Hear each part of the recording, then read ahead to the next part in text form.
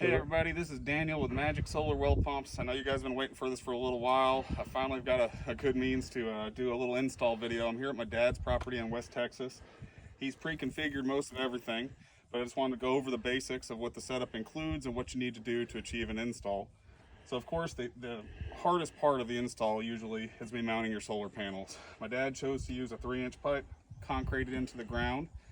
When we purchased this from a local retailer, this 2-panel solar panel mount. You can buy these online. If you Google for top of pole mounts, you can see how it clamps to the top of this pole. It'll accommodate anything up to a 4-inch pole on this. And then we use some unistrut to mount the control box here. And if you let me grab the camera here and I'll walk you down the line of what we have ready. So we have this piece of conduit right here has run into the float tank switch, and you can see it mounted in there, hanging down about 20 inches or so. Got the weight on the line right there to keep it in upward position when it's in the raised position. There's as well, that's a 5-inch casing, and this is the pump.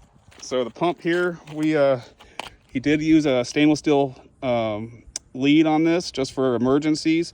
We chose to use galvanized fittings. This is what you call a polymate adapter. This is what I tell a lot of my customers about.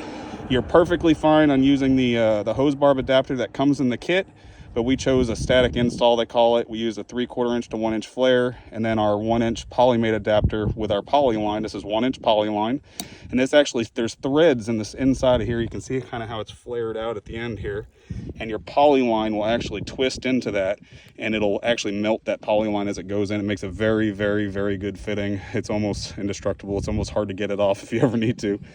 But you can see up here that the 12 gauge 3-conductor leader that comes with the well, or with the pump, and he made his splices right here, and these are heat shrink, and then use good electrical tape to go over them. I'm gonna walk you down the line. This well was about 105 foot deep, I believe.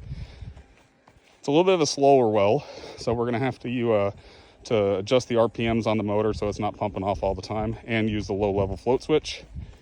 And I'll show you the well cap and how we have it buttoned up here. Basically the same thing on the opposite end. So we're coming up with a polymate adapter and then a 1-inch coupling here to a 1-inch galvanized through pipe right here. And then we're going right to a hose barb fitting, because on his tank, his wellhead is located right next to his tank. So we're gonna go straight up with poly line right to that tank there. And I believe that's a 1,000-gallon tank. I'll be right back after we get this dropped in the well and show you the connections and show it up and running.